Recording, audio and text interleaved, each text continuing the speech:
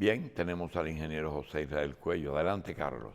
Bien, con nosotros el ingeniero José Israel Cuello ya está aquí. Está aquí con nosotros. Buenos días, ingeniero, ¿cómo está? Bien. Buenos días, Carlos. Buenos días, Bien. Buenos José, días a todos. Que nos ven y bien. escuchan. Hay una sugerencia que el otro día te la mencioné, pero ese día teníamos problemas de comunicación y tú no la pudiste oír. Me decía un televidente de esos que son asiduos y que tenemos que hacerle caso, porque son personas que cogen su tiempo, se levantan para escucharte. Y me dicen, yo creo que tú y el ingeniero Cuello, me dice a mí, deberían de ahorrarse las madrugadas. Digo, ¿y por qué? Me dice, ustedes pueden combinar con Carlos que le hagan una grabación sobre dos temas. Uno, en que tú no cesas, me decía él a mí, de acusar al presidente Fernández de no haber hecho en 8 años una planta, ni siquiera una sola planta, además de que cada año se necesitaban 200 megas más. Y que él había recibido algún beneficio de los generadores por no construir la planta y permitir que ellos sigan facturando durante esos 8 años. Yo realmente no me defiendo porque es así y lo sostengo. Y me dice, ¿y el ingeniero Cuello por qué? Me dice, porque el ingeniero Cuello tiene un 22% de algo que fue declarado por la propia Odebrecht. Entonces yo le quiero decir a ese amigo delante de ti para que tú también le contestes lo que tú consideras, de que es que yo me llevo de lo que tú estás diciendo, es la obra más costosa.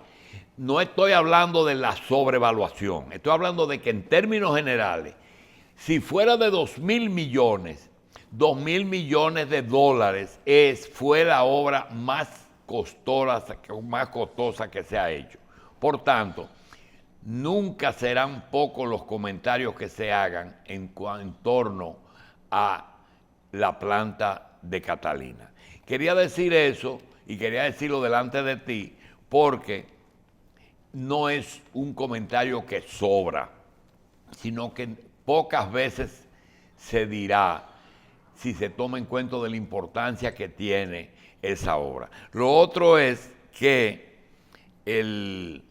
yo no me arrepiento de haber mencionado. Y una persona te envía un mensaje, dice, es amigo tuyo, es amigo mío, que revise un poco, porque es el 22% de los 95 millones. No sé a qué se refería. No es así.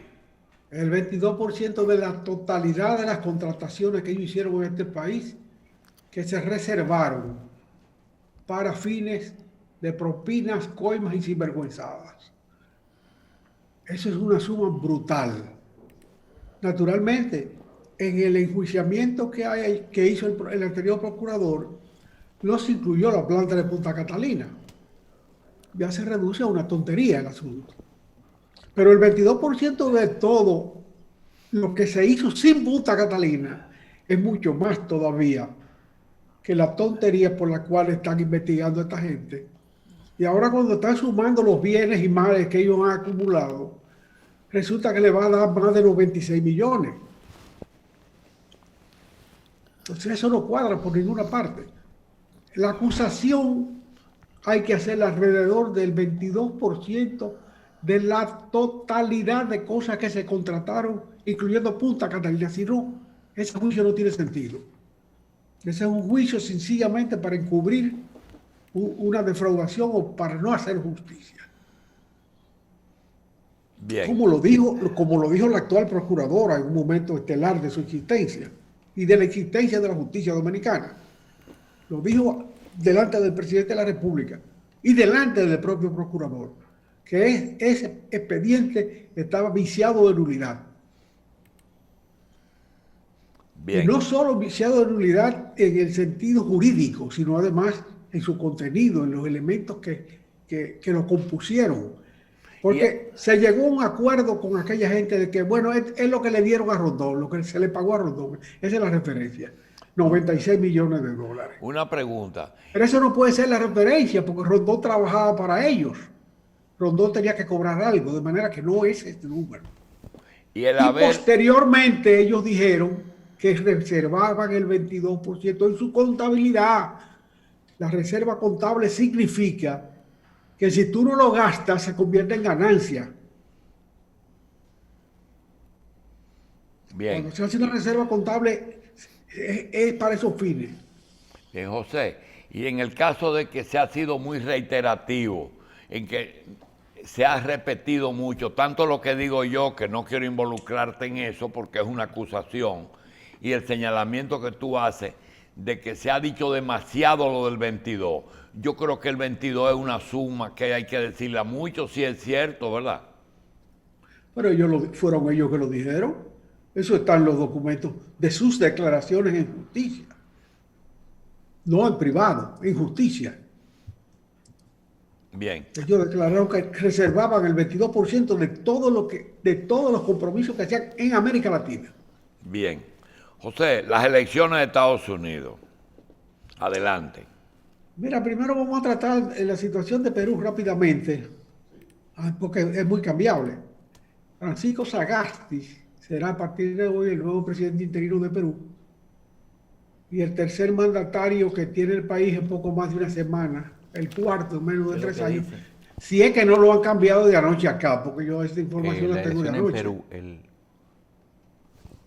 Entonces, que vamos a ver que los peruanos se estabilicen. Un país que está creciendo económicamente, que está teniendo éxitos enormes en su desarrollo, pero tiene una institucionalidad política muy deficiente. Las elecciones norteamericanas terminaron así. De 50 estados, en 25 ganó uno y en 25 ganó el otro. En la Cámara de Representantes, los demócratas perdieron 13 y Trump ganó 6. Pero los demócratas mantienen el control. En el Senado, Trump perdió 3, que lo tomaron los demócratas, pero no alcanzaron empatar ni la mayoría. Todo es muy semejante a cuando ganó Obama, que se vio obligado durante los primeros 2 años a negociaciones sumamente rudas, hasta que en las elecciones intermedias que renuevan una parte del Senado, pudo ajustar la carga y en otras elecciones complementarias.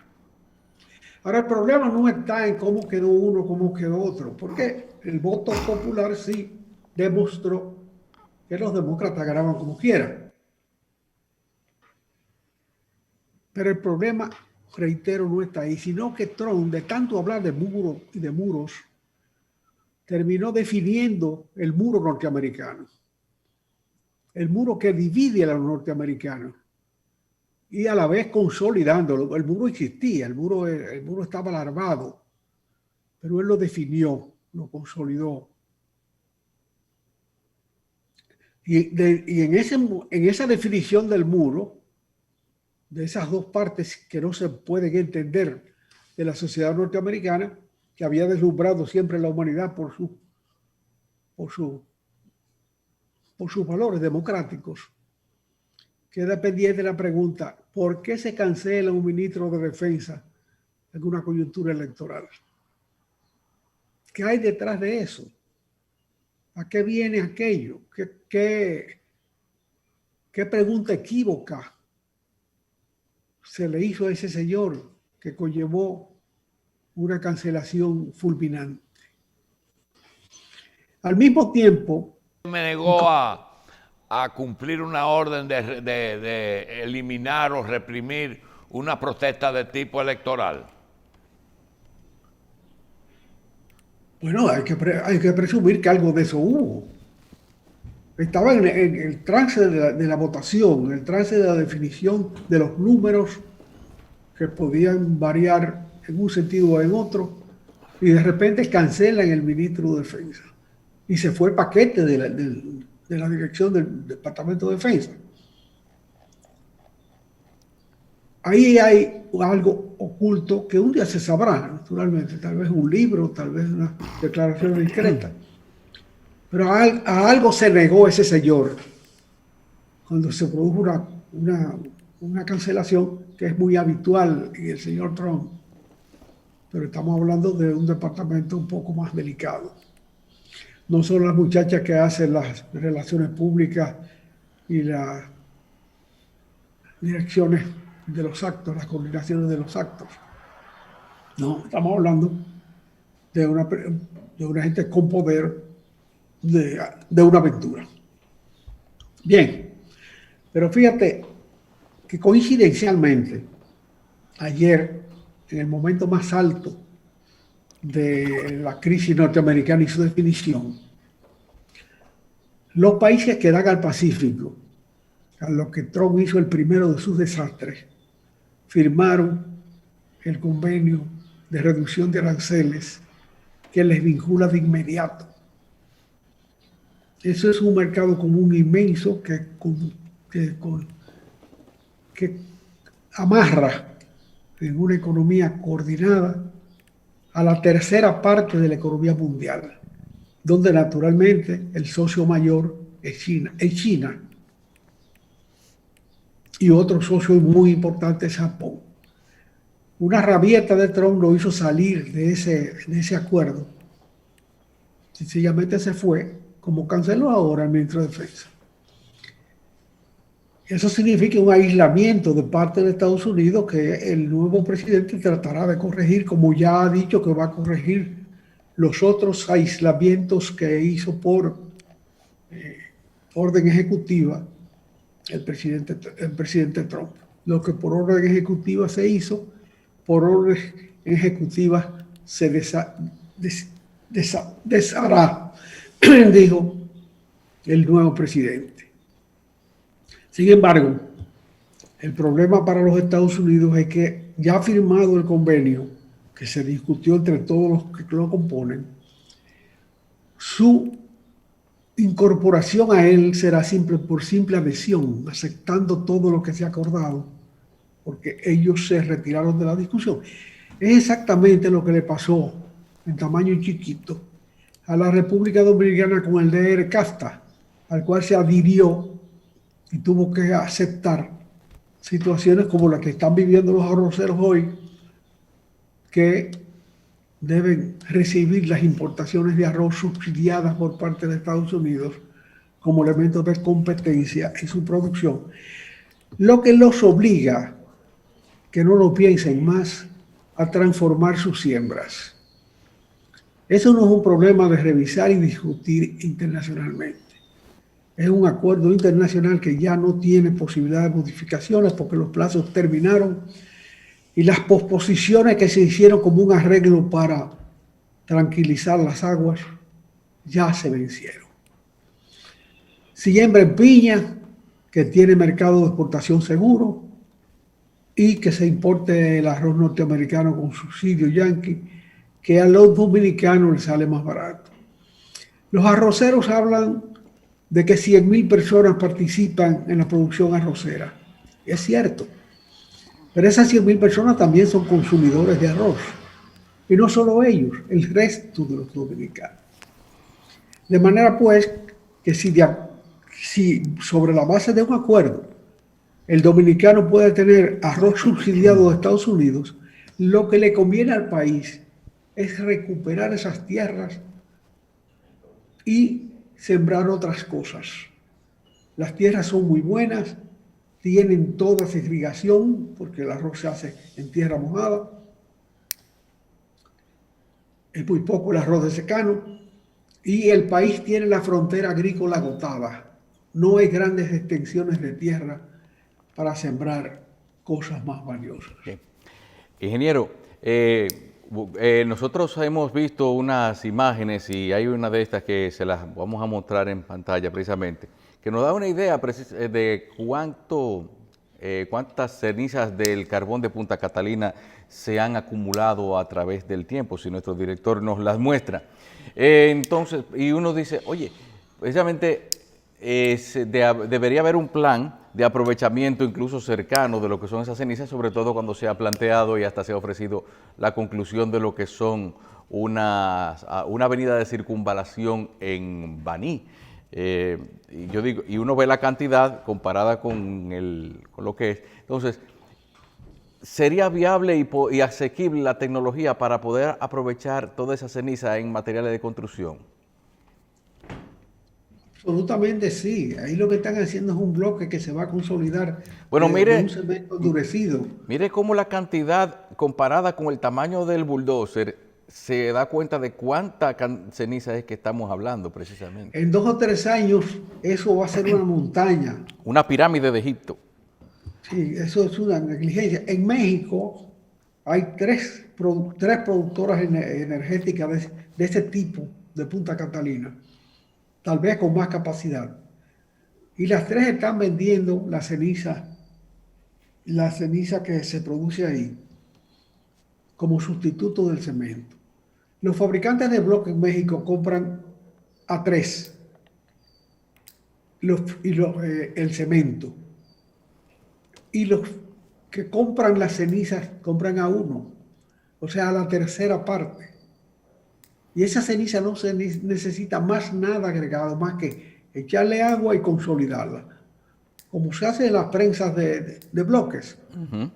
La mezcla de arena y cemento se pone ahí y se consolida. Pero en este caso no necesita arena. Todo puede ser ella misma. Para bloques, para panderetas en construcciones. Panderetas son los muros interiores que no cargan, que separan las habitaciones y los baños, esa zona, no los de carga. No me atrevo a decir que para bloques de carga se sirva, pero las plantas que producen bloques saben hacer las pruebas de carga que determinan el uso que tiene el material consolidado. De manera pues que ahí sí sería conveniente hacer una mesa de productores, de los que producen bloques, Tavares y otros, ahora no recuerdo. Son muchos grandes productores de bloques que hay en el país, de bloques de construcción, y constructores también, como Bisonó y eso, que compran o hacen muchos bloques. Sí. Para que ellos mismos hagan las pruebas, para que ellos mismos hagan la investigación y ese material comience a utilizarse. Sí. No se puede hacer una montaña falsa ahí, esa va a ser una modificación del ambiente. Sí. Y además, como hay que echarle agua para evitar, para que la escorrentía del propio material no conlleve una contaminación de las aguas subterráneas, eso se va a consolidar, eso se va a endurecer, de manera que no es posible que eso se maneje con tanta vamos a decir, negligencia. Y concomitantemente con esa negligencia, porque no tiene otro nombre, la Superintendencia de Electricidad colocó en su portal transaccional de compras y contrataciones una licitación para adquirir bonos canjeables de combos de pizza para colaboradores por el mes de la familia. Dicha licitación tiene un tope de 429,000 pesos. Señores, la tarea de ustedes no es bienestar social, la tarea de ustedes es resolver los problemas de producción y de déficit energético del sistema estatal de energía, particularmente la distribución. La facturación, el cobro y la eficiencia en la transmisión. Esos son sus trabajos. Y una parte de sus trabajos es buscarle uso a ese material que en ninguna parte del mundo se puede ya dejar así abandonado. Eso es una negligencia imperdonable de la anterior administración y de la actual, que está un poco desestructurada, porque la Corporación Dominicana de Electricidad, no sé dónde ha ido a parar en el esquema y dónde han ido a parar, lo que es más importante, las funciones que había asumido dentro del esquema de la privatización de las generaciones, de las generadoras. De manera que los residuos de carbón mineral calcinado pueden y deben emplearse en la construcción. Se están empleando ya en algunos países. Tú has mencionado una circunvalación como carpeta asfáltica, en sustitución de la carpeta asfáltica. Es perfectamente posible utilizar ese material. Y es obvio que la República Dominicana tiene que tomar eso como una de sus primeras responsabilidades en cuestiones de ambiente y en cuestiones de uso de recursos. Es un recurso que se está dilapidando. Y hay que insistir y decirlo hasta que algún día alguno le haga caso. Bueno, así es. Podría ser que el carbón en un momento dado se convierta en un sustituto y protector de recursos naturales cuando se sustituya esa ceniza por la arena que se extraen de los ríos. Naturalmente que sí. Ya no es necesario extraer arena de ríos para hacer bloques de construcción en el país. Hay una materia prima disponible. ¿Cuál? Que está en un sitio seguro que se llama esa ceniza. Entonces esa gente van a vender la ceniza a la gente de Catalina. Deben venderla, no tienen por qué regalarla. Deben venderla. Porque al principio Falcon Bridge, la escoria la regalaban, ahora la venden.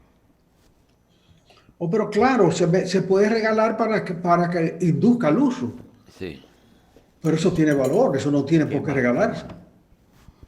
Eso va a significar probablemente una economía para los fabricantes de bloques porque se puede vender más barato que lo que le cuesta la arena a ellos y que lo que le cuesta el cemento. Porque que no necesitan cemento tampoco. Bien. Ingeniero, la marca país y su definición entonces, ¿cómo la relación entre esto y lo que son las proyecciones de desarrollo comercial y portuario del país?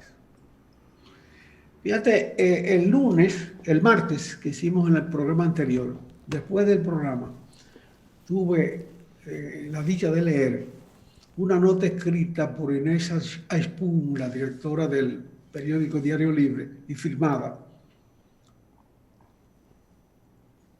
que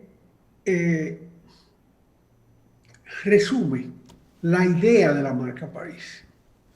Ella dice, es un poquito largo para este tipo de comunicación, pero es importante que lo lea. Dice, la ampliación del muelle principal de Caucedo, que se inauguró ayer, traía otra propuesta de la empresa que lo opera. El próximo objetivo es la creación de una zona franca para la manufactura, proyecto gestado bajo la visión de aprovechar la inigualable posición geográfica de la República Dominicana en un contexto geopolítico adecuado. Tras la situación creada por la pandemia del COVID-19, no se concibe un mundo en el que todo se fabrica en China. Así que la proximidad de la isla con Estados Unidos, Centroamérica y Sudamérica hace que la idea de convertir el país en un hub turístico de las Américas suena muy razonable. ¿Qué falta para lograrlo? Mayor automatización de las operaciones y mejores procesos aduanales. Lo explica el sultán Ahmed bin Sulayem, director general de esa empresa, con que la experiencia de manejar puertos y zona franca en todo el mundo debe saberlo.